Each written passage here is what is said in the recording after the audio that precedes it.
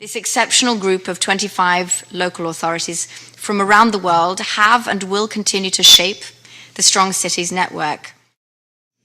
But today, we have a different approach.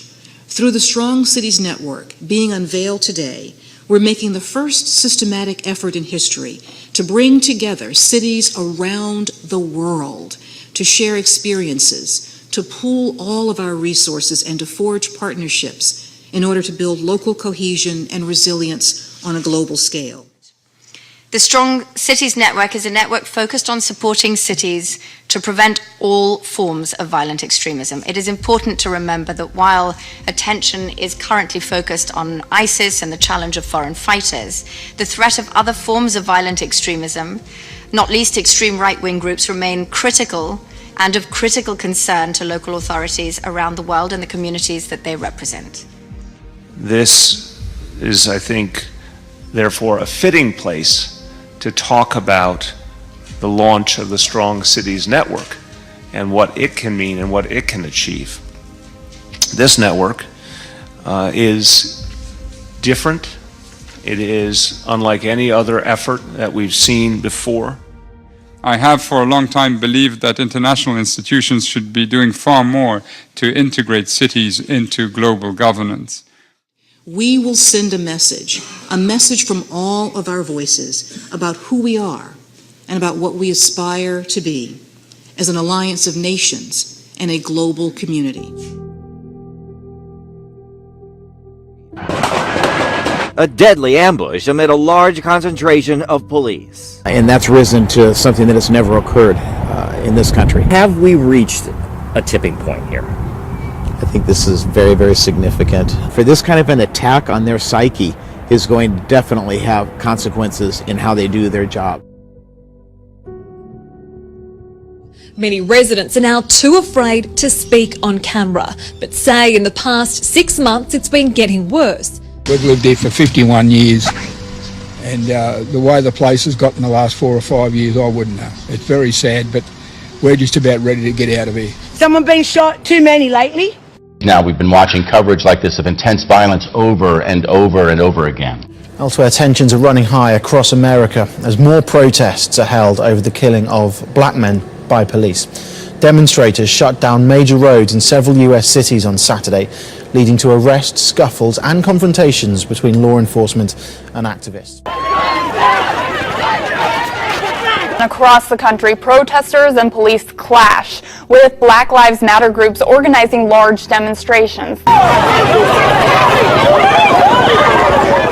Breaking news out of the US, where there's been another fatal shooting of law enforcement officers. There's apparently an active shooter. Yes, after another community joins a growing nationwide list of mass shootings, authorities are still sorting out how a routine court appearance went terribly wrong. An inmate took an officer's gun and shot 4 people.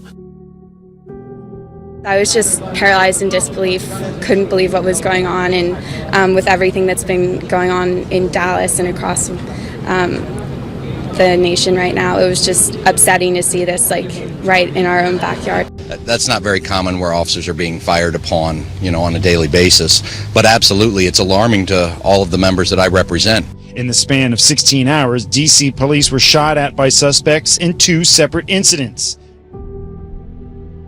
Here at 5:30, Gaston County police say they are seeing a spike in homicides. Officers there say there have been more this year so far than the combined totals of the previous 2 years. Wow. Well, hi, everyone. Thanks so much for joining us tonight. Let's get right to it. The number of murders has spiked in Minnesota, up 58% in 2015. The numbers across the state, though, are startling. Violent crimes, including rape, robbery, and aggravated assault, were up 7.6%. According to Cincinnati Police crime stats, the problem extends beyond Westwood. In District 3, which includes Westwood, 12 homicides in 2016.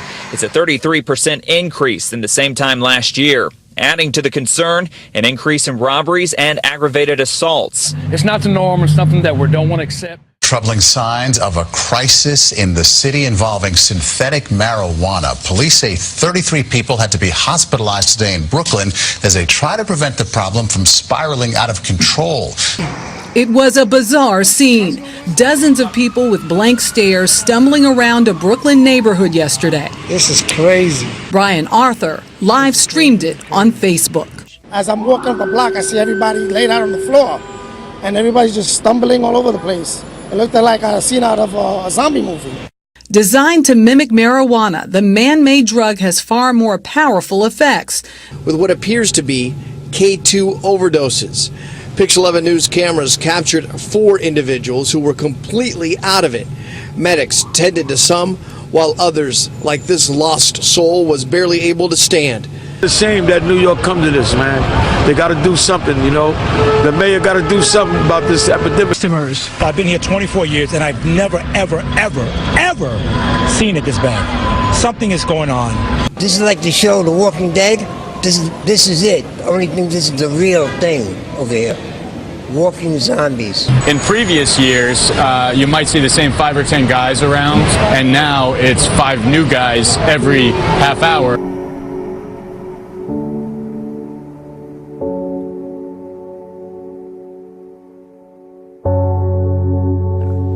Heroin addiction is skyrocketing nationwide, but according to the CDC, the largest increase of overdose deaths is here. And in the old days, it was, bad kids from the wrong side of the tracks. Well, now it encompasses all levels of society. Oh, it's up over 100%. Literally over 100% in the last 4 years.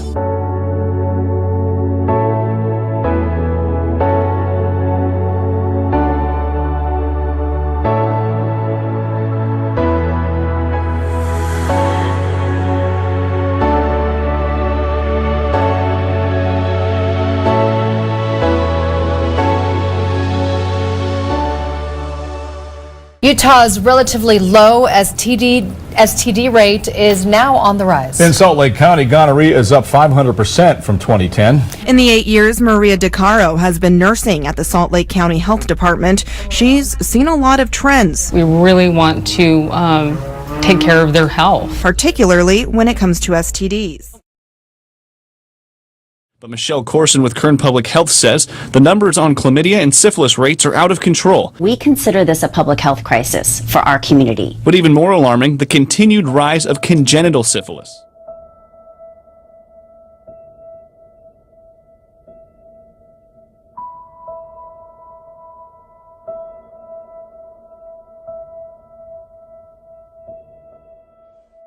The World Health Organization is expected to hold a press conference on Thursday to address measures they're taking to combat the rapid spread of yellow fever. Now time for today's focus. And this isn't fiction, this is real. And as mothers, we don't know what will happen to our babies. That the view of one of the first women to have been diagnosed with the Zika virus. Now, the virus continues to spread. It's now in fact in more than 50 countries around the world.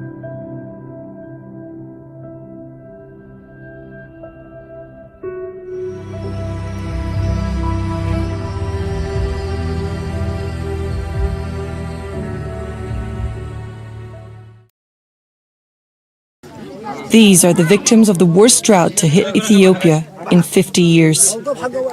Nevertheless, the scale of this particular crisis, the Ethiopian crisis, the drought, is massive. Because if you look at the number of people in need, and a number that which could increase now. Ethiopian officials insist the conditions for declaring famine have not been met. The UN says at least 10 million people are in urgent need of aid in Ethiopia. But first, India is facing one of its worst droughts in decades. It's estimated that roughly a quarter of the population is affected.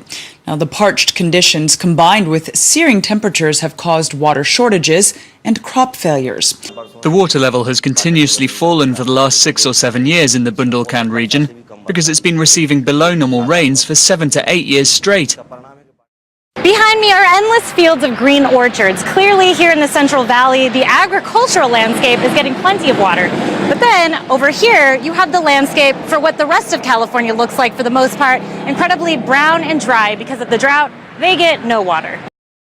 Turkey has faced a string of terrorist attacks over the past year. Over there right now is like the last couple years, every day something is happening. That's why Munzer has decided not to send his 6-year-old daughter Claire and 13-year-old son Justin to visit family in Istanbul.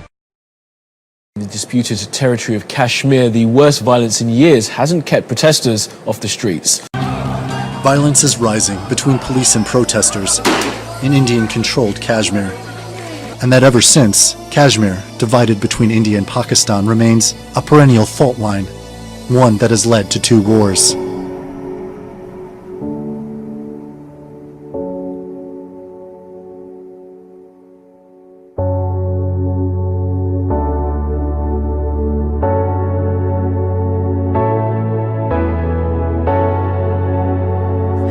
And exactly where are we in America after the aftermath of so much violence? Violence in Texas, violence in Minnesota, and violence in Louisiana. Developing right now in the south of France, yet another terror attack, this time in Nice. The death toll is staggering.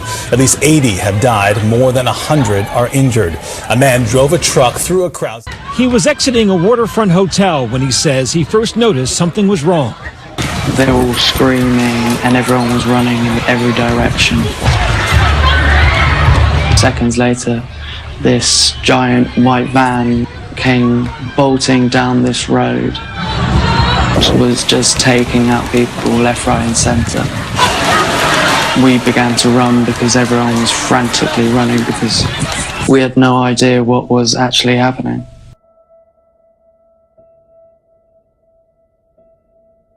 Attempted coup leading to chaos, death, and instability in Turkey, a key U.S. ally, a major strategic partner in the fight against ISIS. Troops in camouflage had shut down the iconic bridge over the Bosphorus, which connects the European and Asian sides of Istanbul. A statement by coup organizers declared martial law as tanks took up positions at the entrance to Istanbul's airport, driving alongside cars on highways, jets and helicopters buzzing overhead. Explosions were heard in the 2 biggest cities, Istanbul and... Today, half the world lives in urban areas, and cities are in many ways the greatest hub of human interaction. Life in a great city can help us to perceive our similarities as far more significant to our differences, re-establishing our consciousness of unity and shared destiny. If we create an atmosphere of true respect and communication, it will cross religious lines and cultural lines and racial lines and all other lines, and it will be self-evident. And that, in its very being, will help us to address discrimination and bigotry and those elements of our society that stand in the way of understanding.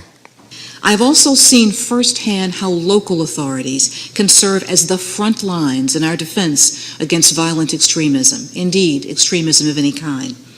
Right now at 5, you've heard of virtual reality. Well, now a computer giant is betting on mixed reality. It's technology that could soon let you play with holographic images in your home. This Pokemon thing is just baffling, this augmented reality thing. It's really interesting. It's become so popular and distracting that the Vancouver Police Department has actually put out a warning for kids and adults how to play the game safely. With injuries, beatings, even a stabbing reported in the past 24 hours, it seems the popular video game Pokemon Go has a dark side. Yeah, there's one like every couple of feet here. It's super distracting. 2 men consumed in the game actually walked off a cliff and had to be hospitalized in Encinitas.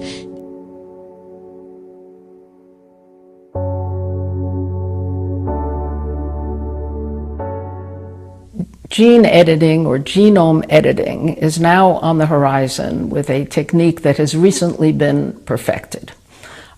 This, like many other areas in assisted reproduction, is highly controversial. And the biggest controversy here surrounds the fact that when this technique is used, it affects or can affect future generations. My own view is that this is a greater risk than anything that's done that might affect one individual, but as science marches forward, it's probably likely in the future that scientists with great abilities and great knowledge will say, this is ready for prime time. Stay tuned.